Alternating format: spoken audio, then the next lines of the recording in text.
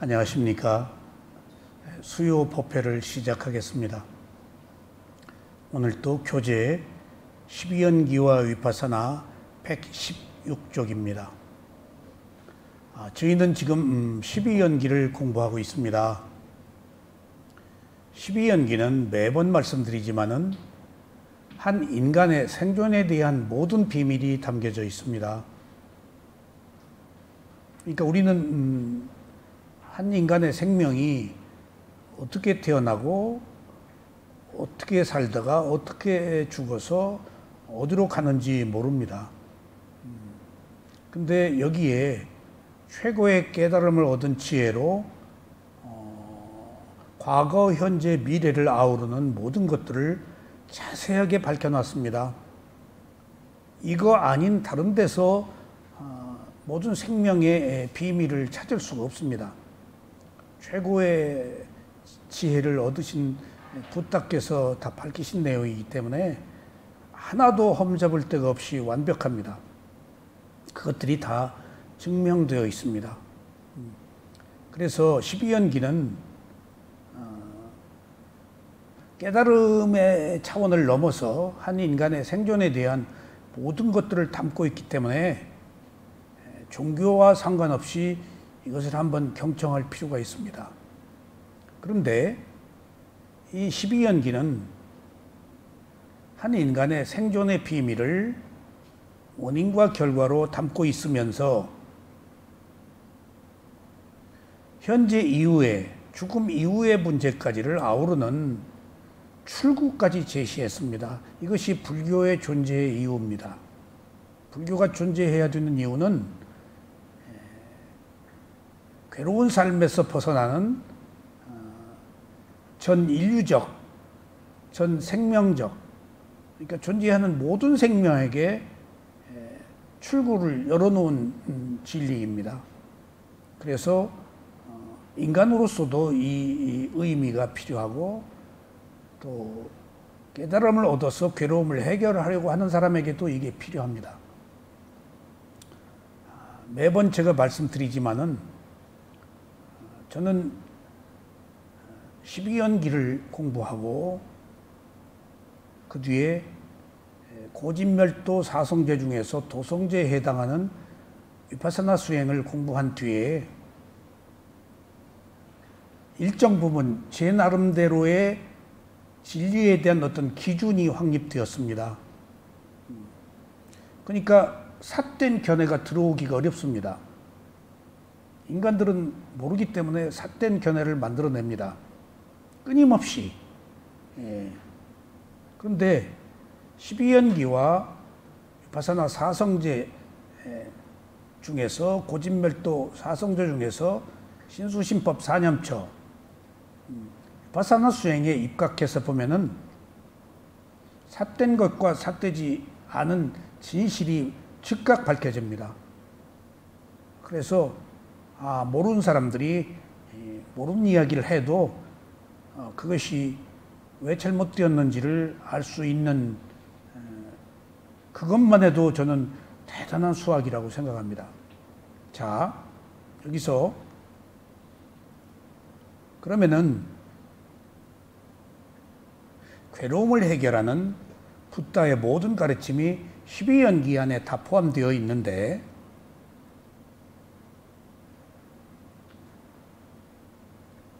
이 12연기가 주는 의미는 꼭 부처님을 따르는 자에게만 허용된 진리가 아니고 존재하는 모든 생명들이 똑같이 알아야 될 내용들입니다.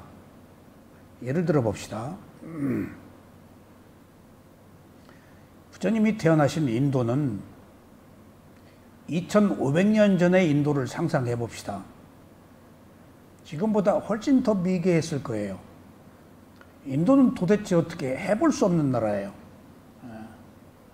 그 카스트 제도가 있고 거기에 또 가장 뛰어난 인류사에 뛰어난 우파니샤드 베드라는 철학이 또 있고 또 자칭 성자라고 하는 최고의 상위 계급인 브라흐만 계급이 있고 아리안족이 내려온, 그 다음에 4가지 계급에 불가촉 천맹까지 있고, 그러니까 그 사회를 깨우치게 할 어떤 가르침도 불가능합니다. 불가능합니다. 근데 그런 혼란 속에서 부처님의 가르침이 출현했다는 그 백그라운드, 그 배경이 저는 참 중요하다고 알았어요. 왜 제가 이 얘기를 하는가 하면은, 부처님과 똑같은 수준의 붓다를 벽지불이라고 하는데, 벽지불은 위 없는 깨달음을 얻지 못하고 스스로 깨달음을 얻어서 윤회를 끝나는 붓다에 속합니다. 근데 그분은 위 없는 깨달음을 얻지 못하고 자기만 해결하고 전법을 펴지 못하고 그냥 윤회를 끝냅니다. 그래서 붓다가 출현하는 시대가 축복받은 시대임에는 분명합니다. 삼마 삼붓다. 근데 우리가 겉으로 드러난 것만 보면은 그런데 사실은 그 내면을 들여다보면은 붓다가 출현했다는 사실은 인류사에 가장 괴로움이 극한 상황에 치달아서 더 이상 인간이 괴로움 속에서 최고치에 다다랐을 때 붓다가 출현한다는 사실입니다. 벽지불일 때는 평온해서 벽지불의 가르침이 대중들에게 그렇게 필요가 없어요. 그러니까 벽지불이 나오는 거예요. 그러니까 우리가 흔히 춘치시대의 공자, 전국시대의 맹자가 나왔듯이 난세의 영웅이 난다고, 어떤 최고의 깨달음은 그만큼 혼란한 상태에서 최고의 깨달음을 필요로 하기 때문에 출현했다는 사실. 이게 악화가 양화를 구축한다는 거예요. 그런 의미에서 저는 요즘에 인도 사회의 내면을 들여다보고, 인도는 그 하층민들로부터 벗어나려고 하질 않는데요. 숙명적으로 받아들이고 안주하고, 그 켜켜이 쌓인 무지를 부처도 뚫지 못했어요.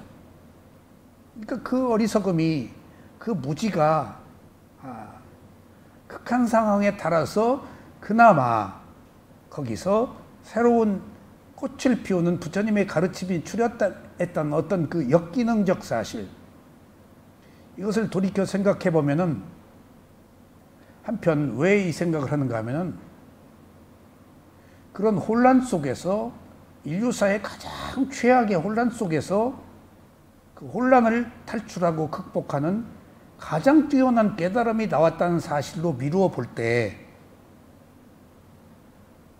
그럼 부처 이후에 인간이 부처의 깨달음을 받아들이는 사람들은 어떨까요? 괴롭지 않은 사람은 이걸 못해요. 괴롭지 않은 사람은 이걸 못해요. 그러니까 괴로워야 이걸 해요. 왜 그럴까요? 부처님이 깨달음을 얻은 수행은 아리야 사자라고 해서 성스러운 진리입니다. 윤회가 끝나는 진리예요. 청정한 깨달음을 얻은 자의 진리예요. 이거 아무나 못 갑니다. 그 무지몽매한 어리석음에서 벗어나서 윤회를 탈출하는 괴로움뿐인 윤회가 끝나는 깨달음을 누구도 얻으려고 하지 않습니다. 길도 모를 뿐더러 있어도 선택하지 않습니다. 괴로움이 있어서 선택하는 겁니다. 그러니까 이게 아이러니예요. 괴롭지 않으면은 붓다가 출현하지 않고 벽지불이 출현했는데, 괴로움이 극에 달해서 붓다가 출현해서 출구를 찾아낸 것처럼 우리도 괴롭기 때문에 이 수행을 선택해서 괴로움이 없는 조금 더 나은 삶을 살고자 한다는 그런 어떤 그 공식이 참으로 알 수 없는 것들입니다. 그러니까 우리가 뭘 알아요? 세상에 극한 상황에서 이런 최고의 진리가 우리들에게 구현될 수 있구나 하는 것들을 생각해 놓고 본다면은 오히려 현재 나의 괴로움이 있어서 내가 이 가르침을 선택했다는 것을 돌이켜 놓고 보면은 사실은 괴로움이 약이 되어서 괴로움을 해결하는 길을 찾을 수 있었다는 사실을 발견하게 될 때 이걸 뭐라고 설명할 수 있겠어요? 뭐라고 설명할 수 있겠어요? 그러니까 저도 온갖 험한 날들을 살아오면서 끊임없이 좌충우돌하고 끊임없이 찾아 헤매고 하다가 이 가르침을 만났는데 끊임없는 방황이 없었더라면 아마 이거 못했을 거예요. 그러니까 그런 그 끊임없는 방황을 하는 동안에 겪는 온갖 고통들이 있었을 거 아니에요.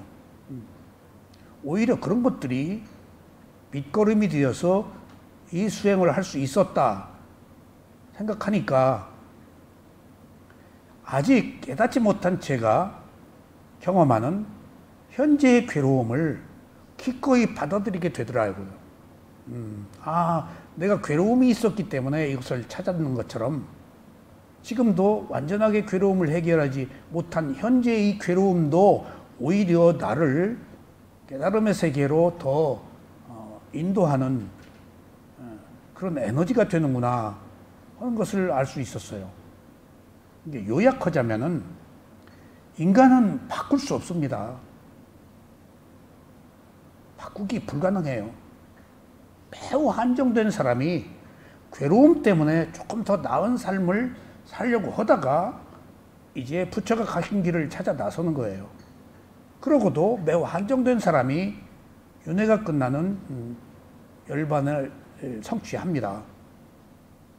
그러니까 우리들에게 주어진 복잡 단안한 모든 상황들은 오히려 나를 괴로움을 해결하는 길로 인도하는 기본 구도라고 생각하셔야 됩니다. 우리가 여러분들은 저기도 여기 오셨기 때문에 부처님의 가르침을 찾아서 괴로움을 해결하려고 오셨기 때문에 선업의 공덕이 있어서 오셔서 어느 정도 그 뜻은 아시겠지만은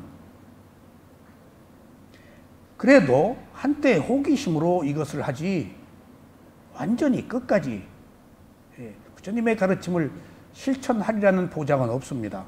다 한때 호기심이에요. 함에도 불구하고 괴로움이 많은 사람은 또 선업의 공덕이 있는 사람은 이 길을 잊지 않고 찾아서 근본적인 괴로움의 해결 방법을 찾으려고 노력합니다.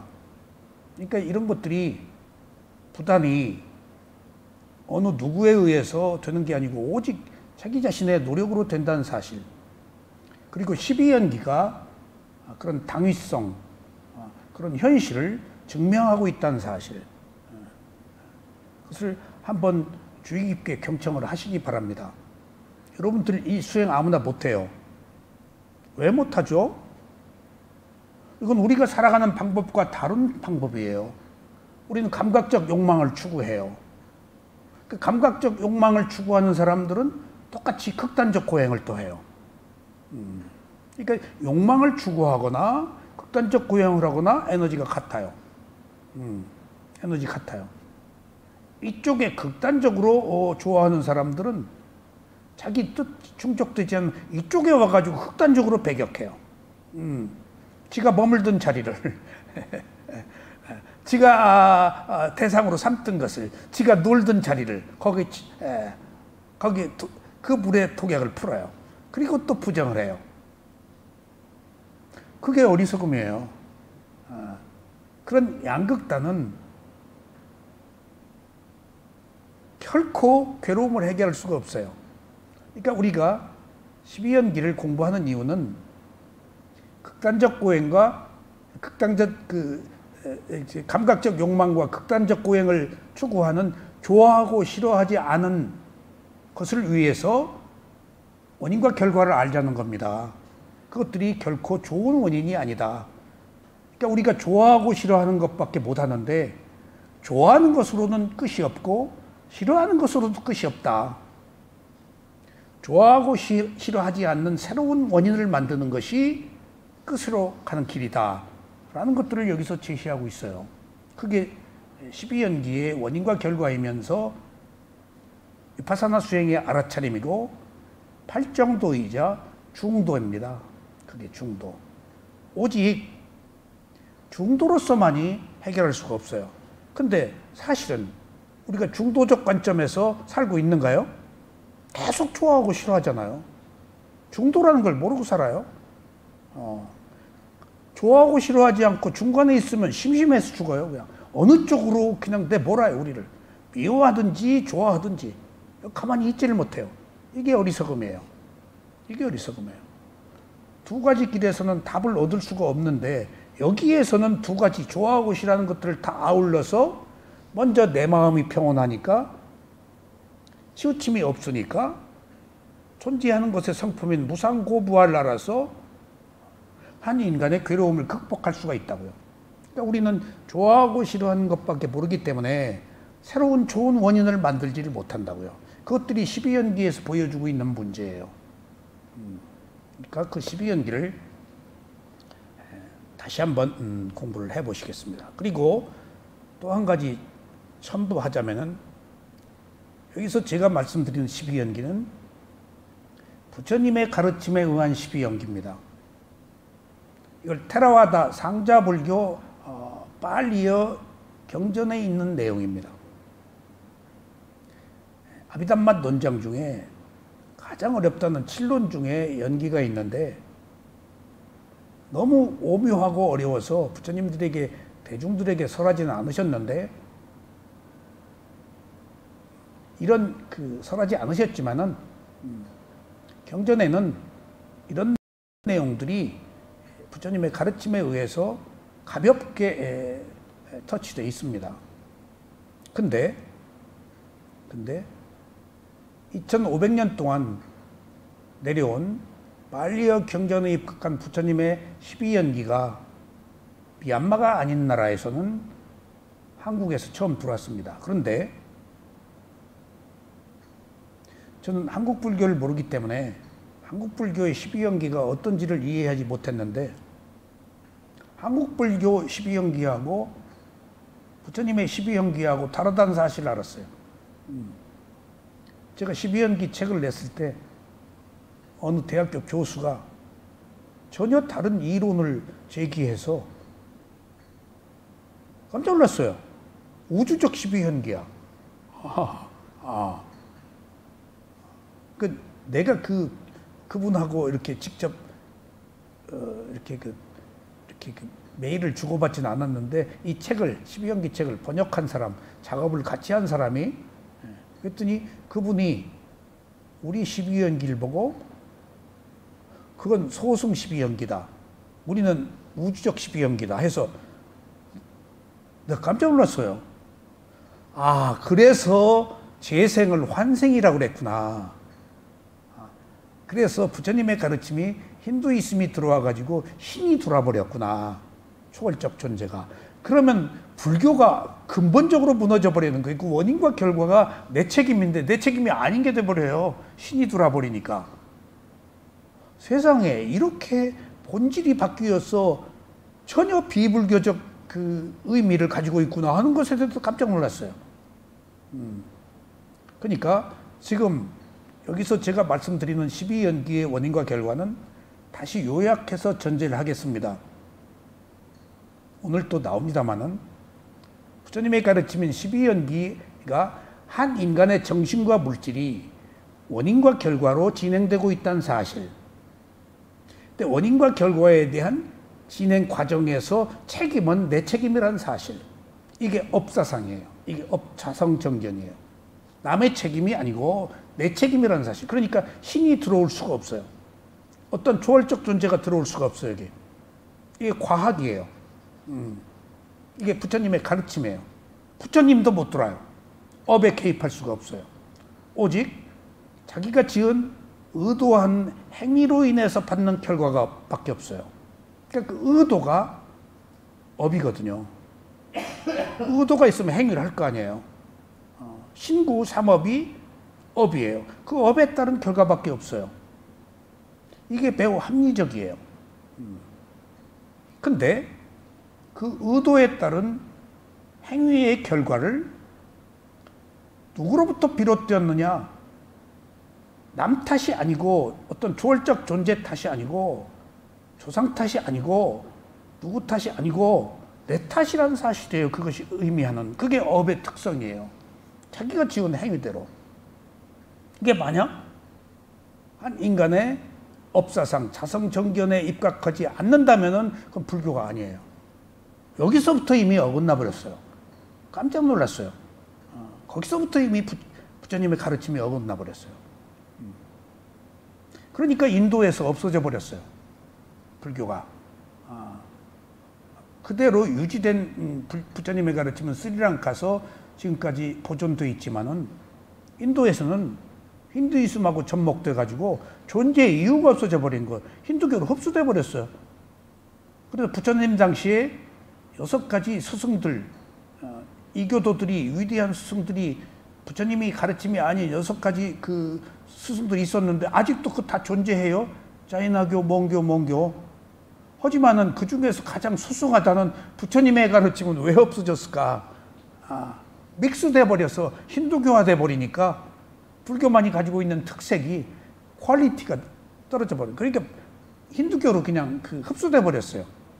부처님이 힌두교 신중의 하나야.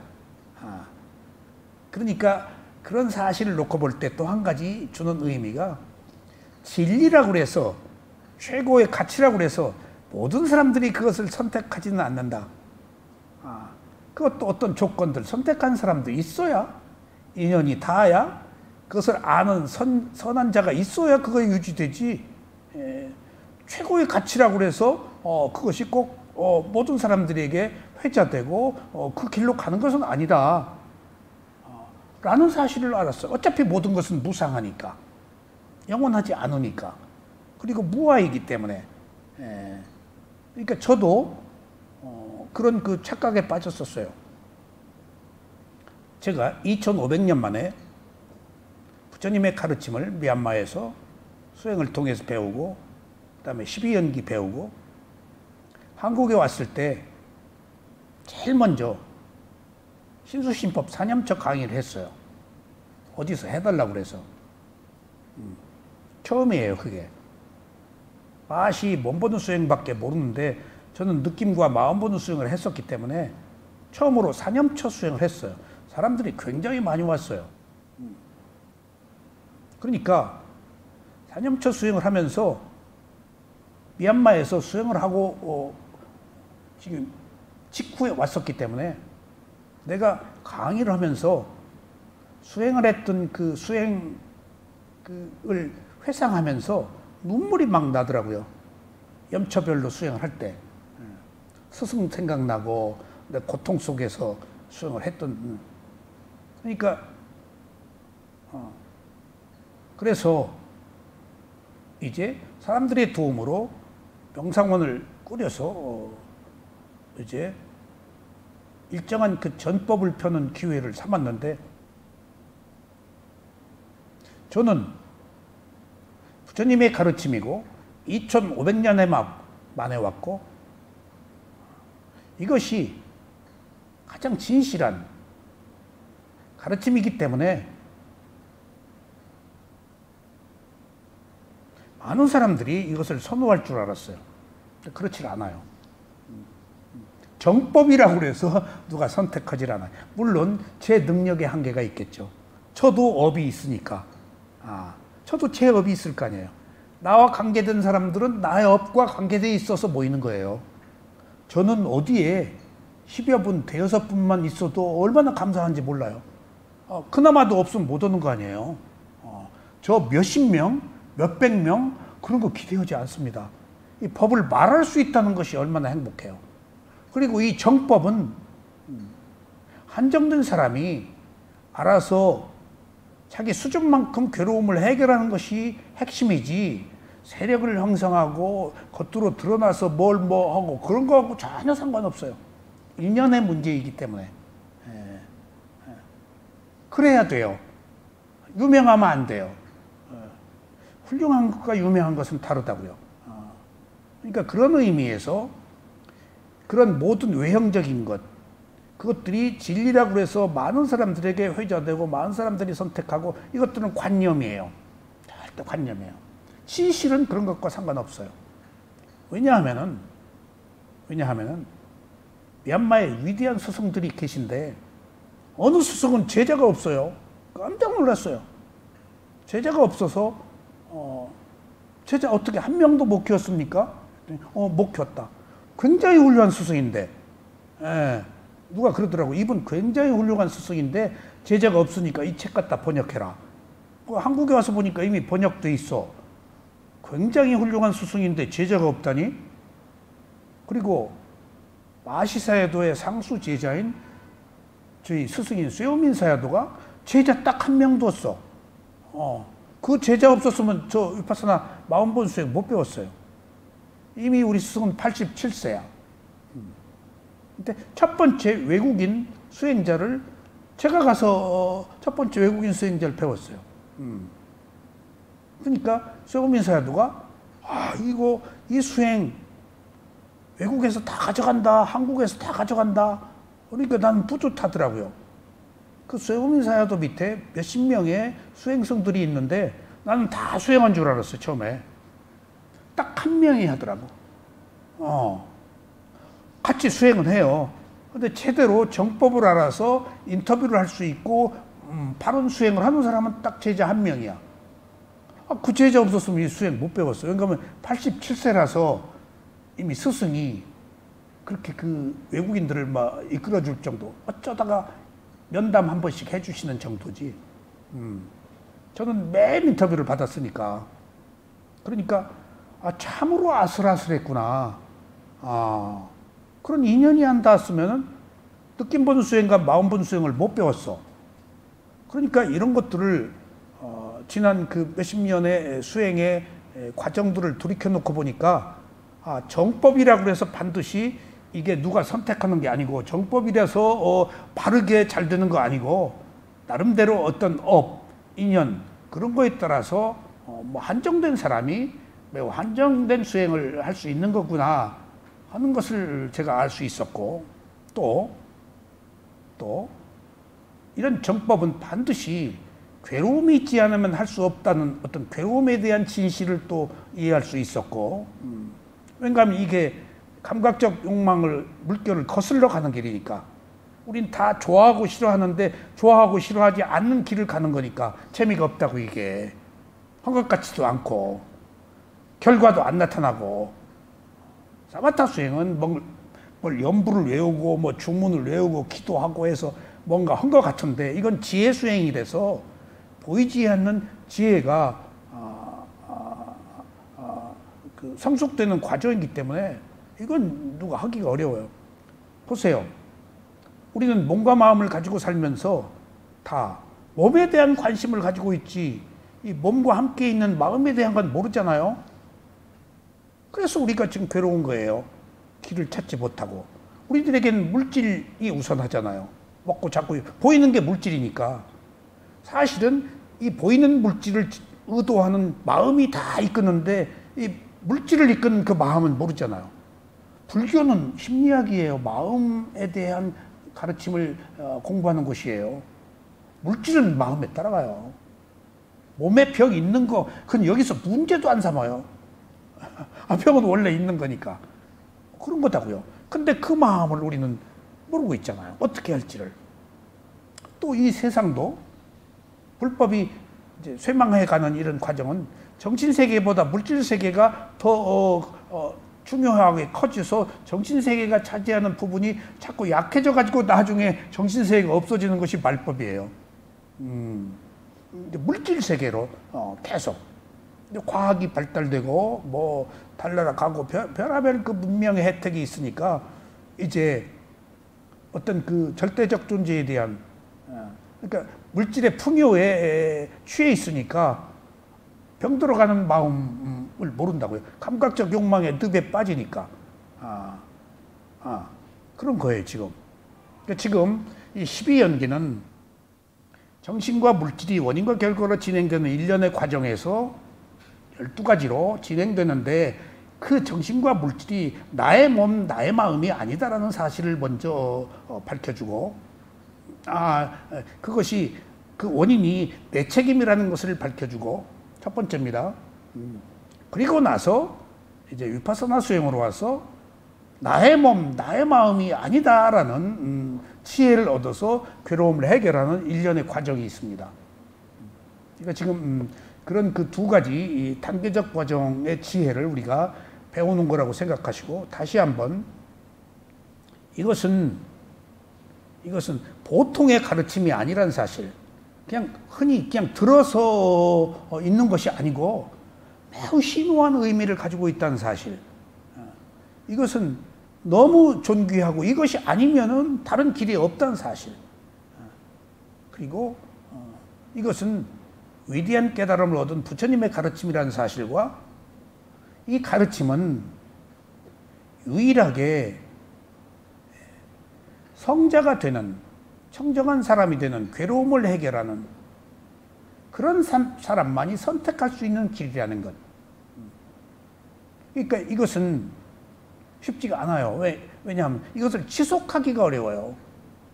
그래서 사티, 사마디, 빠냐, 알아차림을 지속하고 지속된 데에서 지혜가 나는데 알아차리기도 어려운데 알아차림을 지속하긴 더 어려워요. 알아차림이 지속되어야 지혜를 얻는 이런 일련의 과정이 필요한데 우리는 지속하는 힘이 없다고요. 거기까지 선업이 푸시를 못 해줘요. 하다 말아버려요.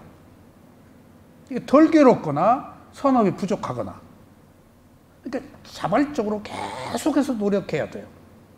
이것의 가치에 대해서 존중하고 그러니까 여기서 먼저 이익과 손실에 대해 있어서 이것을 해서 여러분들이 얻는 이익을 스스로 분명히 알아야 돼요.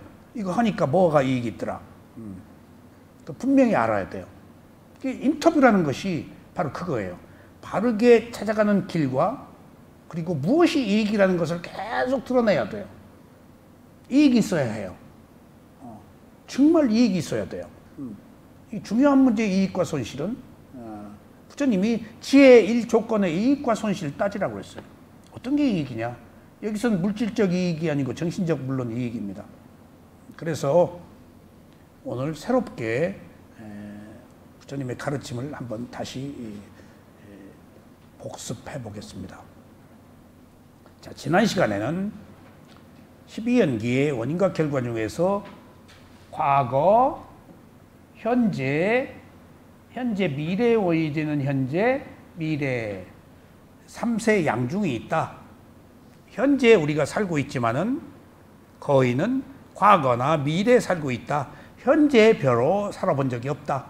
과거, 미래는 관념의 세계다. 실체하지 않는 세계다. 그러니까 허상에 빠져서 산다. 근데 현재로 오려면 자기 몸과 마음이다. 근데 자기 몸과 마음을 에서 머물러서 뭘 한 적이 별로 없다. 라는 사실. 그리고 두 번째는 자 12연기의 12가지 원인과 결과가 진행되는 과정에서 과거, 현재, 미래가 4등분으로 나뉘어 있는데 연결고리가 있다. 연결고리. 과거와 현재를 연결하는 링크. 왔다 갔다 양방향 화살표죠. 왔다 갔다 한다. 우리가 과거로 갔다가 현재로 왔다가 미래로 갔다가 현재로 왔다가 또 좋아하고 싫어했다가 또 맨 느낌으로 왔다가 계속 현재의 몸과 마음이 있으니까 머물면서 왔다 갔다 한다. 그래서 이걸 링크, 연결이라고 그런다. 그래서 과거, 현재, 미래, 현재에 오이되는 현재, 미래가 있지만은 이런 링크가 있어서 넘나든다. 계속. 이미 과거에 형성된 업의 과보로 몸을 받았고 지금 또 느낌이 일어날 때 좋아하고 싫어하는 새로운 가래가 일어나서 이것이 연기가 회전해서 지금 이후에 미래의 태어남. 그러니까 태어남은 한 일생의 태어남이 아니에요. 일생의 태어남도 있지만 지금 이후가 태어남이에요. 그러니까 몸과 마음이 같은 몸과 마음이 아니니까. 윤회는 일생의 윤회도 있지만 순간순간의 윤회가 있어요. 조금 전의 마음과 지금 이후의 마음은 새로 태어난 거예요. 같은 마음이 아니잖아요. 누구 좋아하고 싫어한 거 새로 일어난 거예요. 새로 태어난 거예요. 마음도 다르고 몸도 달라요. 그래서 우리 스승은 매 순간 나는 죽는다고 그랬어요. 그러니까 그런 일생의 윤회와 순간순간의 윤회가 있다. 그러니까 지금 여기서 좋아하고 싫어하면 바로 지금 이후에 새로운 삶을 또 사는 거야. 죽고 나서의 새로운 삶도 있지만은 이렇게 연결이 세 가지 더 있다는 사실은 끊임없이 우리는 현재 몸을 가지고 살면서 과거, 미래 왔다 갔다 하면서 산다. 왔다 갔다 하면서 사는 거 좋은데 과거, 미래에 갔다가 빨리 돌아오는 게 중요해요. 과거로 생각했네? 그것은 기억이야. 그 다음에 현재가 아니야. 못 바꿔, 과거는. 그대로 존중해야 돼. 그건 반면교사로서의 의미밖에 없어. 근데 후회하고 아쉬워하고 그러잖아. 과거에 내가 잘못했어. 그러면 이때 이 무명 마음이 내 마음이 아니야. 모르는 마음이야. 그 순간의 마음이지. 그럼 받을 나도 없어. 근데 나라고 생각하니까 현재 과거의 기억을 되살려서 아이고 나 죽겠네. 아이고 괴롭네. 내가 잘못했네. 하고 받지 않아야 될 괴로움을 받고 있는 것이 어리석기 때문이에요. 그래서 링크는 세 가지다. 이거 주는 의미가 굉장합니다. 왜냐하면 여러분 보세요. 제가 현재 살고 있잖아요. 과거 생각했어요. 그럼 난 딱 1번 칸으로 갔네. 난 그렇게 칸수로 딱 좋아하고 싫어해. 아이고 3번 칸으로 갔네. 또 미래에 어떤 두려움이 있어. 딱 4번 칸으로 갔네. 그 순간 2번 칸으로 와요. 그 순간. 늘 2번 칸에 현재에 있는 것이 수행이다고요. 그래서 우리는 과거, 현재, 미래에 살고 있으면서 주로 현재에 머물지 않고 과거, 미래에 주로 가서 살고 있다. 거의 모든 경우, 지금 이후의 두려움, 불안, 지금 이전의 과거로부터 뭔가 연결된 생각들, 차분하게 현재에 고요히 마음을 머물고 있어 본 적이 별로 없어. 둥둥둥 떠가지고 과거, 미래에 살고 있어. 실제하지 않는 세계에 지금 거의의 모든 에너지를 낭비하면서 살고 있는 거예요. 그러니까 이 수행은 현재로 오는 거예요, 지금. 현재에서 새로운 원인을 만드는 거예요. 고요함과 평화. 그리고 세계가 있는데 여기 태어나서 죽었죠? 여기에 죽은 뒤에 지금 다음에 이제 태어남이 있어요, 없어요? 링크가. 없죠? 링크가 세 개밖에 없다는 사실. 죽은 뒤에 그 몸이, 그 마음이 태어나지 않는다는 사실. 그 업이 그 생으로 끝쳤다는 사실. 근데 그 업이 마음의 종자가 있어서 과보가 그것이 응축된 조건들이 다음 생으로 가지 않고 공기를 타고 강력한 빛을 발생하면서 재생, 새로운 생명을 만든다는 사실. 그러니까 죽은 우리 부모가 돌아가셔서 어디에 계시지 않는다는 사실. 내가 죽어서 어디에 태어나지 않는다는 사실. 나는 나로 그쳐요. 살아온 동안의 어떤 조건이 합당한 업의 과보로 전혀 다른 삶을 살아요. 그러면 여기서 전혀 다르다고도 할 수가 없어. 왜? 마음의 종자가 넘어갔잖아.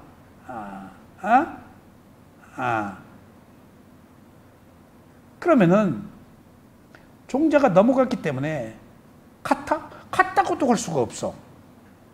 이게 생명의 비밀이에요. 죽은 내가 다음 생으로 갔어. 분명히 갑니다. 여러분들 이거 인정해야 돼요. 지금 이전에 내가 어디서 왔으니까 지금 있지. 왜 사람들의 모양이 다 다르고, 왜 성격이 다 다르고, 수명이 다 다르고, 기능이 다 달라. 어떤 전제된 조건들이 있다고요. 제가 우리 큰딸 시험관 하기 부명으로 태어났는데 내심 걱정을 했는데 어려서 조금만 이상하면 아이고 시험관 아이라서 이거 무슨 장애가 아닌가 뭐 그냥 두근두근. 어떻게 그렇게 잘생기고 어떻게 그렇게 애들이 똑똑하고 그러니까 참 하느님 설 자리 없네. 난자와 정자 결합해서 자궁에 착상시켜서 한 생명이 태어난 거 아니에요 지금. 저 아버지는 폴란드 가 있고 우리 딸은 여기 있고 저 남편 정자 병원에 지금 보관하고 있다가 착상해서 하나 됐는데 그 어렵게 됐는데 또 하더라고. 그래서 야 그만 좀 해라. 너 없는 자식 또 만들면은 그 또 안 좋아. 또 착각해서. 근데 첫째 놈하고 둘째 놈하고 성격도 다르고 걔 어떻게 그렇게 또 미남이고 잘생겼어. 애들이 똑똑하고 그러니까 그런 어떤 그 인위적인 조건에서 만들어진 애들이 아직은 모르겠지만은 지 업으로 태어났죠. 모르겠지만은 생명이라는 것이 이렇게 신비가 벗겨지는구나. 그러니까 내가 4번 칸에서 지금 과거에서 1번 칸 과거는 무시하고 여기서 늙어서 죽어서 과거로 갔다가 또 현재로 오는 것은 문제가 있잖아요. 과거의 원인으로부터 현재에 왔지만은 노사가 과거의 무명행으로 이렇게 오기는 시제상으로 맞질 않아요. 늙어서 죽었어.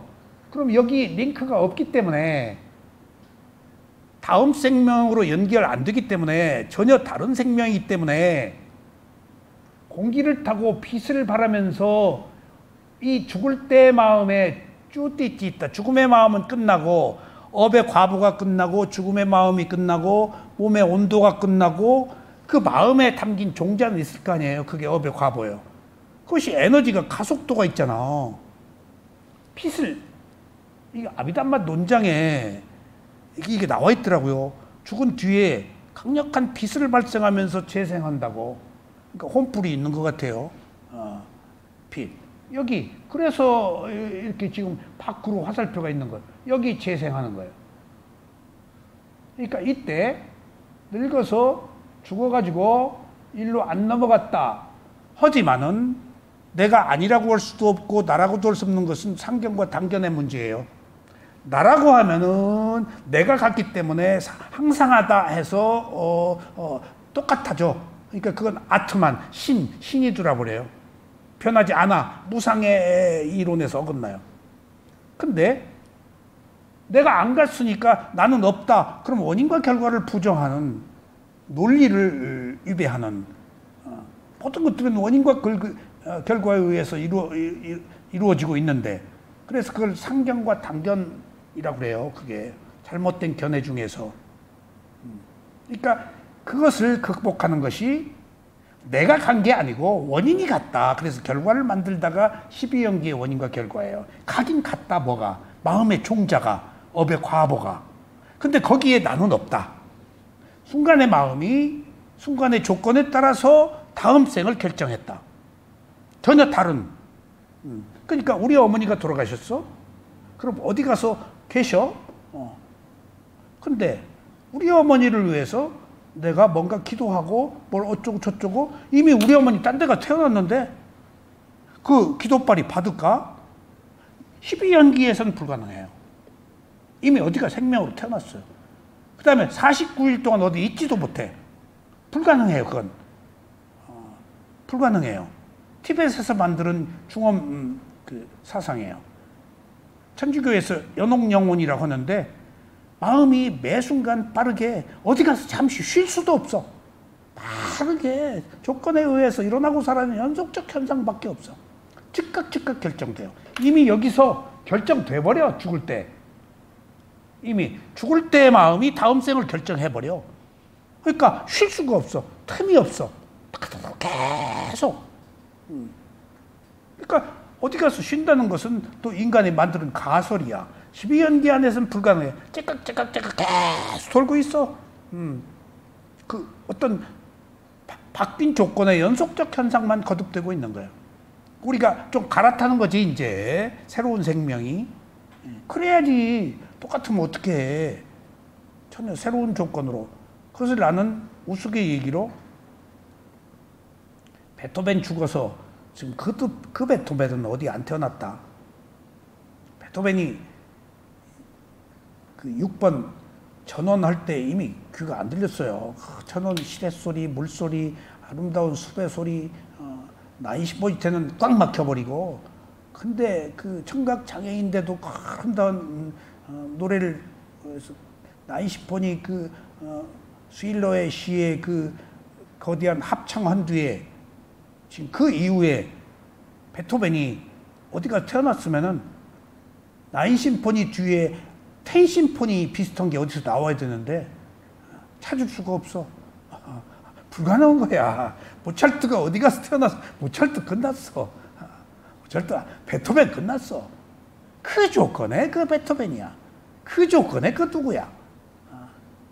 그러니까 이것을 나라고 할 수도 없고 내가 아니라고 할 수도 없는데 어디 가서 그 다음 업을 받아서 태어났지. 근데 그런 사람한테 제사 지내고 뭘 바라고 할 이유가 없지. 여기서 링크가 안 돼 있는데, 돼 있다면은 지금 안 바뀌고 상견인데 전혀 새로운 생명이 새로운 조건에서 그래야 돼요. 이게 그래야 내가 깨달음을 얻어서 안 태어날 수가 있다고요. 넘어가면은 나는 태어나야 돼요. 근데 집착이 끊어지면 안 태어날 수도 있는데, 부처님의 경우가 안 태어난 분인데 아라한 안 태어났는데, 그러니까 이런 것들이 12연기의 원인과 결과로 놓고 보면은 한 인간의 생명의 신비가 여기서 고스란히 다 드러납니다. 어떤 그 외설, 가설이 여기 낄 수가 없어요. 지금 이거 할 얘기 많아요. 내가 또 발견한 게 몇 가지 있는데 책에 안 쓴 내용들. 그러니까 그렇게 오묘하게 어떤 조건들이 얽혀서 흘러가고 있는 연속적 현상밖에 없어요. 그러니까 이것을 자꾸 이렇게 분석해서 여러분들에게 알려드린 이유는 우연히 살고 있는 게 아니다. 다 어떤 틀에 박힌 조건들이 착각착각 하면서 지금 내가 한 행위대로 다음 생을 결정하면서 진행되고 있다. 결코 여기 우연은 없다. 합당한 어떤 조건들이 지속되고 있는 원인과 결과만 있다 하는 이야기를 말씀드립니다. 그래서 여기서 마지막에 네 번째 링크가 없고 여기서 늙어 죽으면 끝이고, 그 다음에 공기를 타고 강력한 빛을 발생하면서 재생 연결식, 그 다음에 여기서 이 마음이 다음 생을 결정하는 거예요. 축생이다, 악이다, 아수라다, 뭐 인간이다, 천상이다. 그렇게 해서 여기서 재생 연결식이 된 뒤에 바로 잠재의식으로 바뀌어서 그 세계의 몸과 마음이 생기는 거예요. 여러분들은 돌아가시고 나서 누가 죽었거든요. 돌아가시고 나서 누가 죽었어요. 그래야 태어나요. 누군가가 죽었어요. 그래서 딱 연결되는 거예요. 그러니까 이건 신비예요. 아프리카 사람이, 유럽 사람이, 뭐 어디 사람이 시공을 초월하니까. 지난번에 영국 교수가 느닷없이 판소리에 멸돼가지고 판소리를 얼마나 잘하고 여기 와서 또 서울대 교수가 됐어, 판소리. 그래서 내가 저 사람 옛날에 한국이었네. 그렇지 않고서 어떻게 한국인도 하기 어려운 저 판소리를 뭔가 끌어당기는 게 있겠지. 응? 또 한 가지 우스개 얘기지만은 남녀의 관계도 있어서는 안 되는 일들이 있잖아요. 요즘 어느 교사 얘기 나옵니다.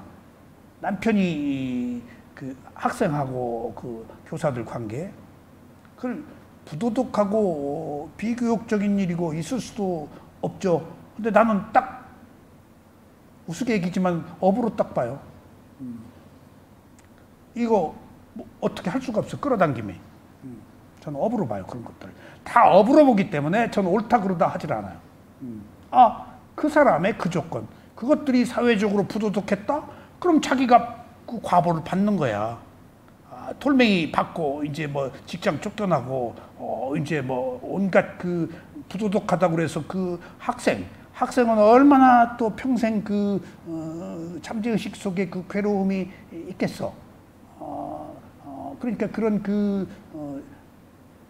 일반적 그 사랑이 아니기 때문에 부도덕한 그 어떤 사회 통념에 비추어서 받는 스트레스가 얼마나 심했겠어. 불행이지. 난 그건 업으로 봐요. 업으로 봐요. 이 세상에 무엇도 옳다 그러다 하지 않고 저는 업으로 봐요. 그러지 않고선 답이 없어요. 업이에요. 업이 아닐 수가 없어요. 예. 과거로부터 비롯된, 또 비롯되지 않았더라도 현재 서로 선택한 업도 있겠지만은 어떤 끊임없는 조건들의 성숙에 의해서 자기도 모르게 끌려가는 구도자는 그 업을 극복합니다. 구도자는. 그렇게 만나도록 돼 있었다? 할 경우에 그 선생이 수행을 했다. 그 학생이 수행을 했다. 그럼 그 선택 안 할 수 있죠. 근데 새로운 원인을 만드는 이런 알아차림이 없다 그러면 거기에 끌려가도록 돼 있어요. 큐피트의 화살을 맞아서 미혹한 상태에서 감각적 욕망을 선택해요. 자기 의지대로 누구나 사는 게 아니니까.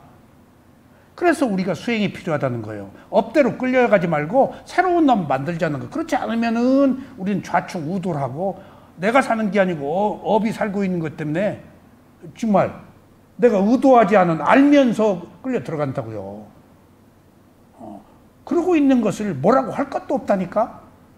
뭐라고 하면 옳고 그름으로 또 내가 같이 휘둘리는 거예요. 그렇네 라고 내가 누가 옳고 그르다고 하든 걸 간에 상관없이 나는 옳다 그르다 하지 않아야 돼. 이게 중도예요. 지금 이 느낌이 일어났을 때 여기서 옳다 그르다 하는 것이 넘어간 것이고 넘어가지 않는 이것이 알아차림에 의한 중도예요. 그러면은 새로운 원인을 만들어서 지금 이후에 괴로움을 만들지 않죠. 그러니까 업대로 끌려가면서 사는 조건을 업대로 살 거냐 선택해서 할 거냐. 그러니까 지금 이건 누구의 몸인가 누구의 마음인가 라고 보고 내 몸이라고 생각하고 집착을 하면은 감각적 욕망에 휘둘리지만은 딱 알아차림에서 객관화 딱 시키면은 안 넘어간다고요. 그 순간순간 업이 윤회가 회전을 하지 않아요. 연기가 회전을 하지 않아요. 지금 순간순간 좋아하고 싫어하면 회전해버려요. 업대로 살아버려요. 근데 여기서 알아차려서 좋아하고 싫어하지 않으면은 내가 업의 흐름에서 벗어나는 거예요, 지금. 그건 지금 이 순간에 내 마음에 있어요. 이 순간에. 그래서, 그런 그 연결은 세 부분이 있다. 이 뒤에 또 나옵니다. 그래서 보세요. 오늘은 116쪽. 오온이, 그래서 이 오온이 왜 그렇게 링크해서 돌아가냐. 지금 중요한 사실은 이 오온, 몸과 마음을 가지고 있는 이 오온이 괴로움이라는 진리를 모르기 때문에 내가 살고 있는 것이 괴로움이라고 모르기 때문에 즐거움이라고 알기 때문에 어리석음의 미혹에 빠져서 또 괴로울 짓을 또 한다고. 지금 또 내 몸과 마음을 집착해서 지금 이후에 또 괴로움, 집착해서 괴로움, 집착해서 이게 12연기다. 근데 우리는 괴로움이라고 알고 내가 왜 괴로울 짓을 해? 라고 알아차리고 지금 선을 넘지 말아야 된다. 새로운 원인을 일으키지 않아야 된다. 그러니까 여기서 새로운 원인이라는 것은 선하지 못한 원인이요. 선한 원인은 일으켜야지. 알아차려서 미워하고 좋아하지 않으면 선한 원인이지. 그러니까 오온이 고통임을 알지 못해서 괴로움을 알지 못해서 가래, 바란다. 그 다음에 바라는 걸 집착한다. 그리고 깜마바와 업을 생성해서 미래의 태어남을 만든다. 여기서 보세요. 신구 삼업이 있어서 내가 태어났어요. 과거에 신구 삼업이 나예요. 그 순간의 마음과 행위예요. 내가 태어난 거 아닙니다. 여기서 나 없어. 12가지에 나는 관념이에요. 설명하기 위해서 나라고 한 거예요. 나, 너, 우리, 여보, 당신, 뭐, 누나, 오빠, 뭐, 다, 그 업으로 그렇게, 김연아도 걱정했는데 좋은 놈하고 가대. 5살 아래. 어? 포레스텔로 고우림 그 사중창 가수 그 성악 저 결혼 5살 아래도만 걔 업이에요. 우스개 얘기 하나 할게요. 한때 대한민국 남자들이 가장 좋아한 탤런트가 김태희였어요. 이렇게 그때 예쁘고 서울대학교를 나왔잖아요. 이건 어떻게 해볼 수가 없는 거야. 예쁘지, 머리 좋지, 바스로서도 태어나고, 약간 연기가 부족해서 그렇지. 그러니까 어떤 사람들, 뭐 한날 한시에 태어난 사람들 이렇게 만나가지고 그 TV 프로그램에 있는데 다 의외로 공통점이 많아. 좋아하는 사람이 누구냐? 그러니까 김태희. 이놈도 김태희, 이놈도 김태희. 그때 너도 나도 젊은 애들이 다 김태희를 좋아한다는 것이 그 공통적인 그 이상이었어요. 근데 그 김태희가 결혼했잖아요. 그 김태희 배우자가 한때 괜찮았어요. 엄청난 그 베이징 올림픽에 가서 오프닝 세레모니에 노래도 부르고 굉장했다고요. 내리막길을 걸은 게 언제부터인 줄 알아요? 김태희하고 결혼하부터 모든 남자의 돌파민을 맞았어요. 저 죽일 놈. 나는 그걸 다 보고 있었어요. 김태희하고 결혼부터 피가 욕을 먹기 시작하는데 모든 남자의 그 미움의 대상이야. 그냥 싸늘해졌어. 자기가 좋아하는 여자와 결혼하니까. 그러니까 이제 그런 것을 나는 업으로 봐요. 이렇게 어떻게 흘러가고 있는 것을. 그러니까 좋다 싫다 옳다 그르다를 떠나서 그렇게 될 수밖에 없었던 어떤 원인과 결과. 그게 나는 판단을 유예하죠. 어떤 끌어당기는 힘으로 그렇게 되는 것을 어떻게 할 거예요? 그러니까 옳다 그르다의 문제가 아니에요. 이것은. 그래서 생기는 문제들은 자기 의지대로 되는 게 아니에요. 업의 과보로 끌려가는 것이지. 우리는 그러고 산다고요, 지금. 지금도 끌려가며 살지. 내가 내 의지대로 사는 줄 아세요? 조금이라도 여기 여러분들이 오신 것은 자기 의지를 새로 살려서 새로운 업을 만든 그런 조금 새롭게 좀 한번 만들어 보려고 지금 하는 것이지 거대한 힘에 끌려가고 살고 있어요. 이 거대한 흐름에서 여러분들 몇 발짝도 못 벗어나요. 정말 아닙니다. 그대로 그냥 살고 있어요. 그대로. 흐느적거리면서 괴로움 속에서. 그러니까 지금 지혜가 나서 한번 벗어나서 새로운 활로를 개척하는 것이 지금 우리들이 여기 모인 사명이에요. 12연기를 통해서 새로운 원인을 만들자. 바로 여기서 좋아하고 싫어하지 않으면 돼요. 근데 좋아하고 싫어하지 않는 게 지금 가능한 얘기냐고요. 그게 가능하도록 만드는 거예요. 지금 여기서. 그래서 자꾸 업 얘기를 말씀드리는 거예요. 뭐 그 탤런트하고 뭐 스포츠 우먼한테 내가 미안한 이야기지만은 그런 것들을 난 업으로 보기 때문에 죽이고 살리고 하는 문제도 자기들만의 문제야. 왜 남의 업에 개입해요? 근데 우리는 남의 업에 개입해서 시시비비를 내 문제도 해결 못하면서 과연 나는 바르게 살고 있어요? 내 문제 과연 누가 얼마나 해결해요? 그러면서 옳다 그러다 지금 12연기 안에 한 인간의 원인과 결과로 돌아오란 얘기예요. 자기 몸과 마음으로. 그런 것들은 그런 일들에 두고 흘러가도록 두고 나는 내 길을 가자는 겁니다. 그래서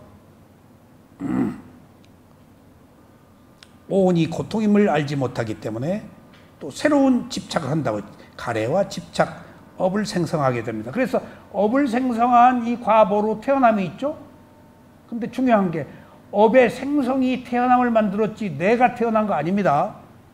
업의 생성의 힘으로 업의 생성을 원인으로 태어남이라는 결과가 있죠. 여기서 업의 생성과 태어남에는 원인이 있다고요. 이것을 원인으로. 이 원인은 나 없어요. 업의 과보지. 내가 같다라고 생각하면 안 돼요.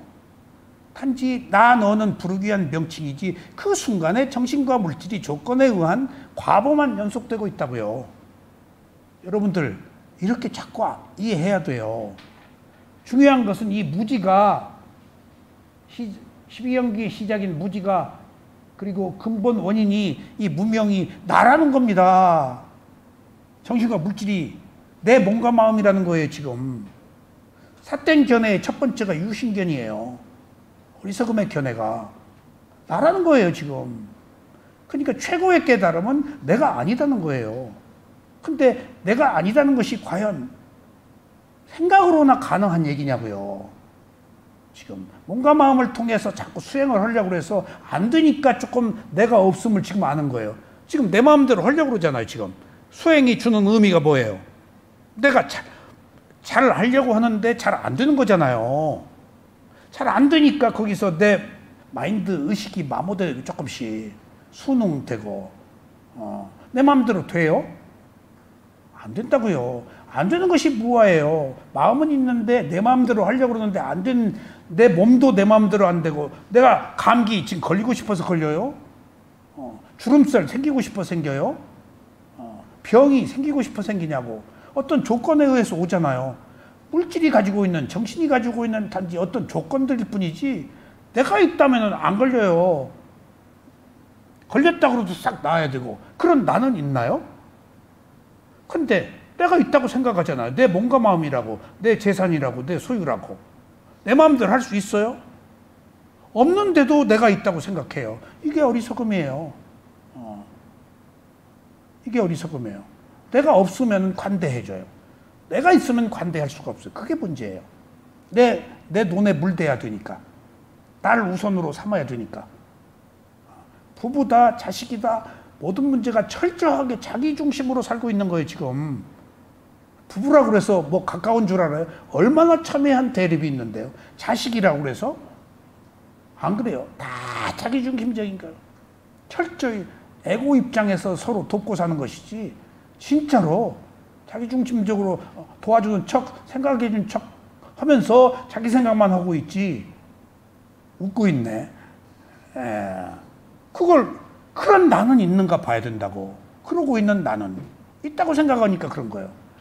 없다고 생각하면 그렇게 집착하지 않아요. 적어도 그런 면에 있어서는 관대하지.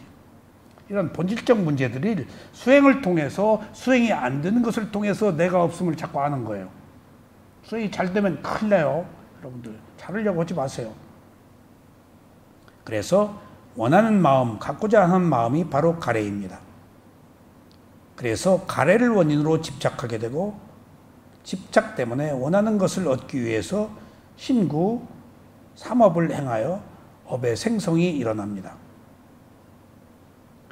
미래를 만들기 위해서 현재의 원인으로 세 가지 요소인 미래를 만들기 위해서 현재의 원인은 가래, 집착, 업의 생성이 이것 때문에 미래에 태어나서 늙어서 죽는 두 가지 결과로 나타납니다. 지금 태어나서 죽는 게 지금 내가 좋아하고 싫어하고 집착하고 행위를 한 과보로 태어나서 죽는 거예요. 지금 그걸 만들었기 때문에 받도록 조건을 성숙시켰기 때문에 내가 태어나서 죽는다고. 여기 못 비켜가요. 그러니까 이거 누구 책임이야? 내 책임이라고 봐야 돼요. 내 책임이라고. 그리고 여기서 벗어날 수 있는 것은 내 책임이라고 아는 그 나도 내가 아니구나. 한순간에 정신과 물질이 일 뿐이지 라고 할 때 집착이 끊어져요. 먼저 내 책임이라고 알고 내 책임이라고 하는 나도 내가 아니구나. 한순간에 정신과 물질이 조건에 의해서 연속되는 현상만 있구나. 그래서 부처님이 온 무더기들이라는 것을 지금 만드는 거예요. 지금 드러낸 거예요. 물질의 무더기들, 느낌의 무더기들, 마음의 무더기들, 어느 것 하나가 지배하지 않는다. 5가지가 나름대로의 무더기들이 모여서 결합되어서 조건이 성숙되어서 가지. 그러니까 자동차 부속이 3만 가지가 모여서 자동차이듯이 자동차라는 건 없다. 부속의 결합이다. 몸과 마음도 그것을 주도하는 자아는 없다. 부속들이 결합되어서 일어나고 사라지는 하나의 생명일 뿐이지 그것을 주도하는 어떤 자아는 없다. 이게 부처님의 지혜예요.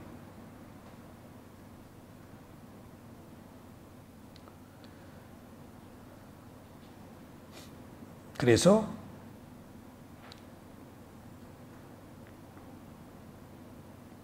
미래를 만들기 위해서 현재의 원인으로서의 세 가지 요소인 가래, 집착업의 생성이 미래에는 생과 노사라는 두 가지 결과로서 나타나게 되는데 거기에도 존재하는 것은 바로 오온뿐입니다.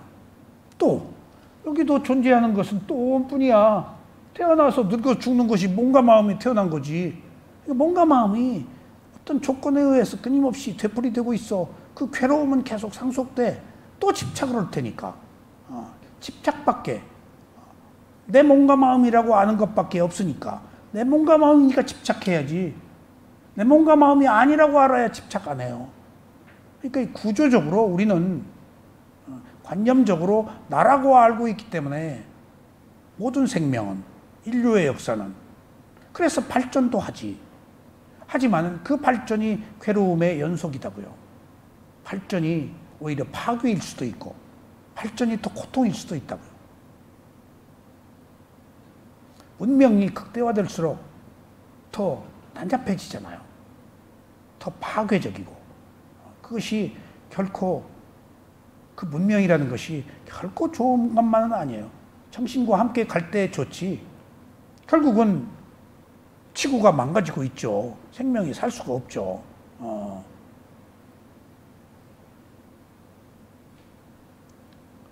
이때 사람으로 태어나고 천인으로 태어나고 축생으로 태어나고 하는 것은 개념입니다. 그것을 무엇이라고 이름을 붙이든지 단지 오온일 뿐입니다. 어디 가서 무엇이 되든지 한 인간이든 축생이든 정신과 물질이 일어나고 사라지는 것이 연속될 뿐이다. 마지막으로 12가지 요소를 축약하면 무명으로, 축약하면은 12가지 요소를 무명으로 시작해서 죽음으로 끝납니다. 그래서 무명에서 죽음으로, 무명에서 죽음으로 이렇게 계속해서 돌게 됩니다. 어리석어서 태어나서 죽고, 어리석어서 태어나서 죽고 하는 것이 집재와 고재, 집재와 고재. 집착해서 괴로움을 받고 오온을, 또 집착해서 무엇을 집착해? 오온을. 내 몸과 마음이라고 하니까. 그런 것들이 윤회의 흐름 안에서 회전하고 있다. 12연기 도표에서 12가지 요소를 구분하면 다음과 같습니다. 자, 보세요. 이제 다시 한번 살펴봅시다. 부분 1, 과거. 과거에는 무명, 모른다와 행 두 가지가 있습니다. 이때 행은 신구삼업, 생각과 말과 행위. 무명을 원인으로 행이 일어났어. 근데 지혜를 원인으로 행이 일어났다면 선업, 무명을 원인으로 행이 일어났다면 악업.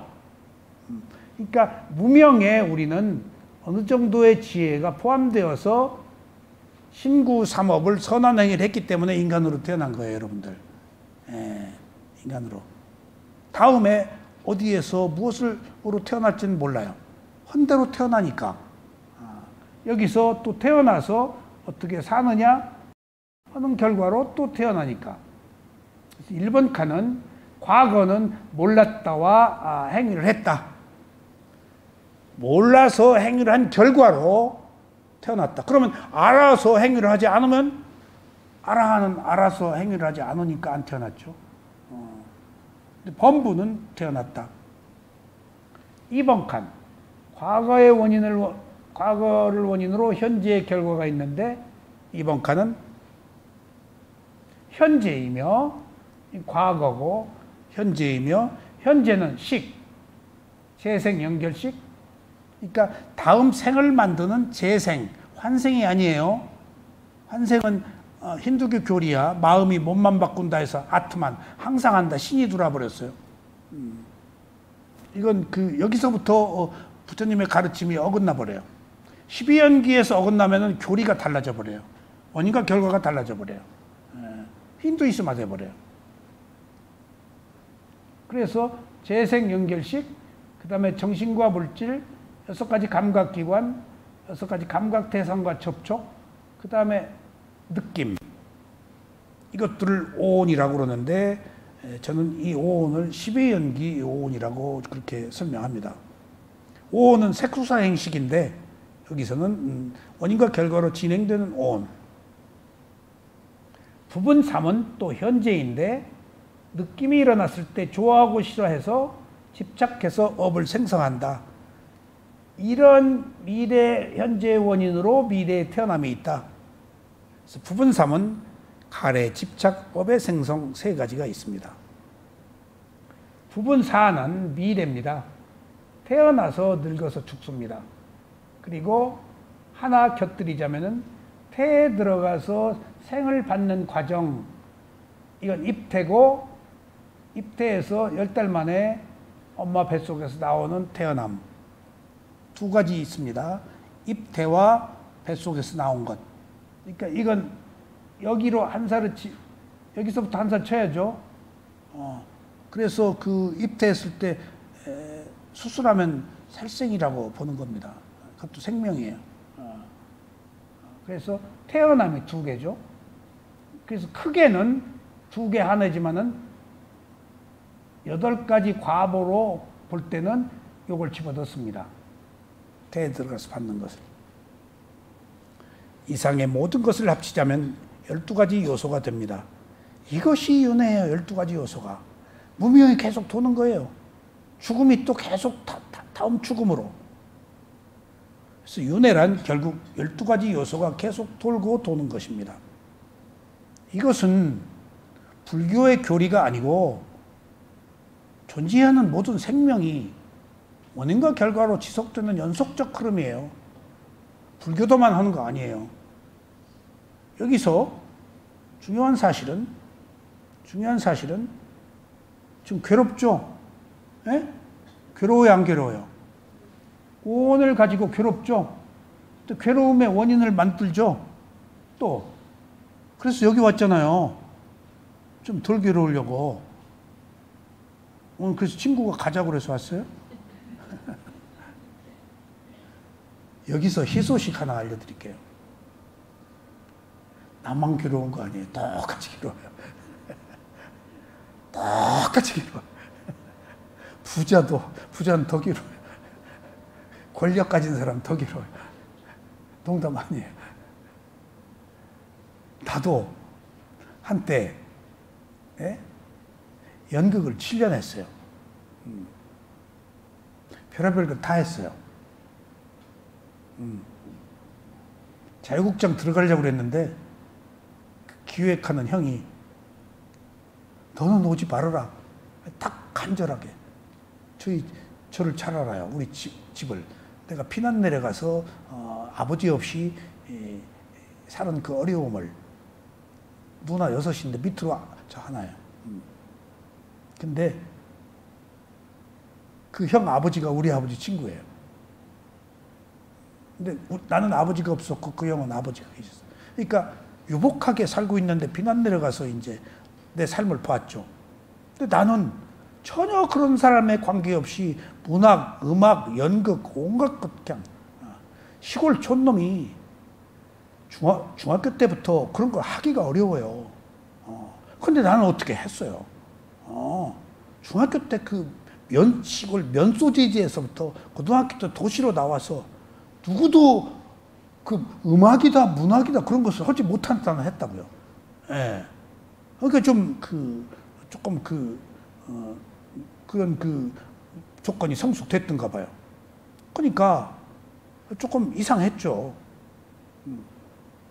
그러니까 그 길로 자꾸 연극 영화과 가라고 그러지, 선생은. 또 국어 선생은 너 국문과 가라고 그러지. 두 가지 쪽에서 뭐 조금 두각을 활동을 했으니까. 근데 자유국장 딱 들어가려고 그랬는데 대학교 졸업하고 야, 너 연극 하지 마.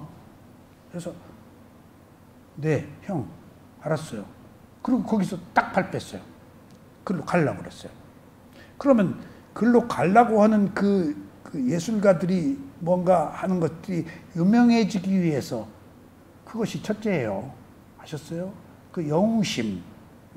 예술가들이 다 드러내고 뭐 화가다, 글 잘 쓴다, 뭐 다 보이려고 하는 것이지 혼자 연극해요? 혼자 글 써요? 혼자 그림 그리고 말아요? 드러나 보여서 다 인정받으려고 하는 거 아니에요. 그러니까 그런 의식 속에 영웅심, 어떤 그 감각적 욕망, 그런 것들이 그 다 밑바닥에 깔려 있어요. 그래서 그 세계가 눈 뜨고 볼 수가 없어요. 조금 들어가 보면은 다 자기 잘난 체고 자기 우월감에 사로잡혀 있고 다 헷가닥 한 사람들이 아니면 거기 존립할 수가 없어요. 그러지 않으면 그 세계에서 이겨낼 수가 없어요. 농담이 아니라 철판 깔아야 돼요. 맨정신으로 거기서 못 일어서요. 정말입니다, 여러분들. 그러니까 거기서 이겨낸 사람들은 남다른 어떤 미친 뭐가 있어서 하는 거예요. 그러니까 그러지 않으면 못해요. 그러니까 그 속에서 다 저마다 유명해지려고 영웅심, 뭔가 되려고 어떤 그 이상을 가지고 끊임없이 분화방이 불을 향해서 몸을 던지죠. 끊임없이. 그러니까 그런 어떤 관념적인 것들을 추구하다가 이제 고요하고 차갑고 깨끗한 이 수행으로 돌아오니까 얼마나 마음이 편한지 모르겠어요. 누가 알아주지 않아도 좋고 알아주지 않아서 더 좋고 남이 몰라줘서 더 좋고 돈이 없어서 더 좋고 농담이 아니에요. 돈 있으면 괴로워요. 돈 있어 봤어요? 조금 있어 봤죠? 있어 봤으니까 뭣도 냈지. 걔하고. 전부 가졌다는 것은 괴로움이에요. 근데 우리는 그걸 몰라요. 그러니까 그것들이 뭔가 필요해서 얻는 것이 아니고 지금 가래로 얻기 때문에 그래요. 여기서 느낌이 있으면 필요해서 먹어라. 필요해서 살아라면 이리로 안 넘어가요. 필요해서 먹어라. 필요해서 돈 벌어라. 필요해서 사랑해라. 필요 충분 조건에는 가래가 없어요. 기본적으로 살기 위해서 하는 것.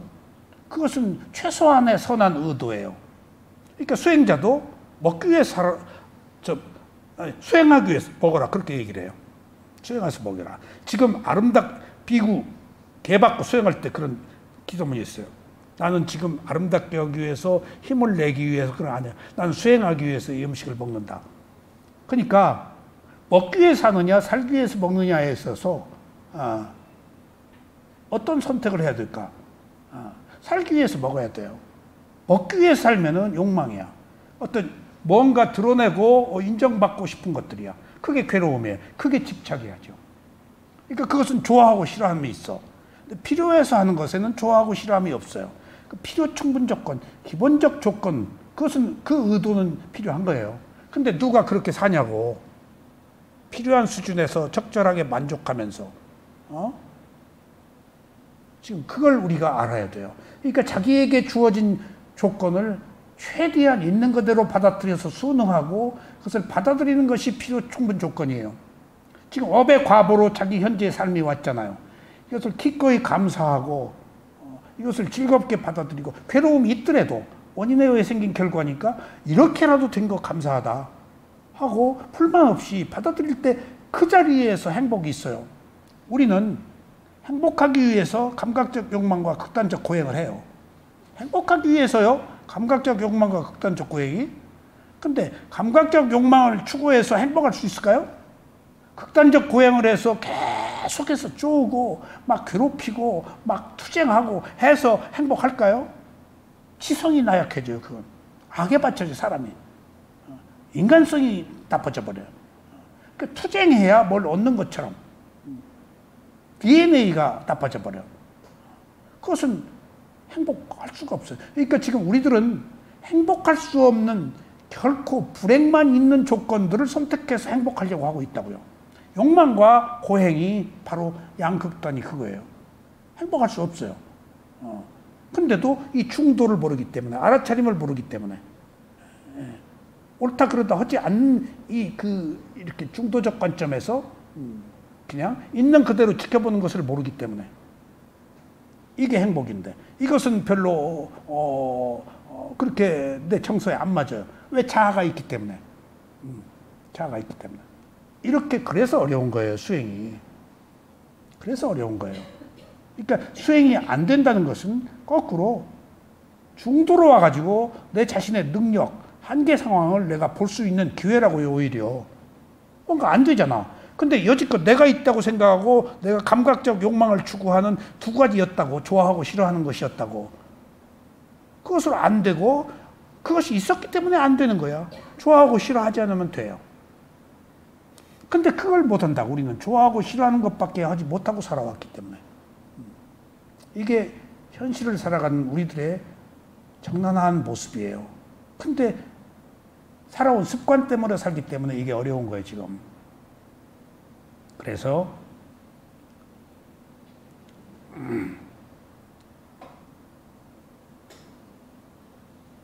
이상 12가지 요소가 돌고 도는 것을 윤회라고 합니다. 시간 됐죠? 다음 시간에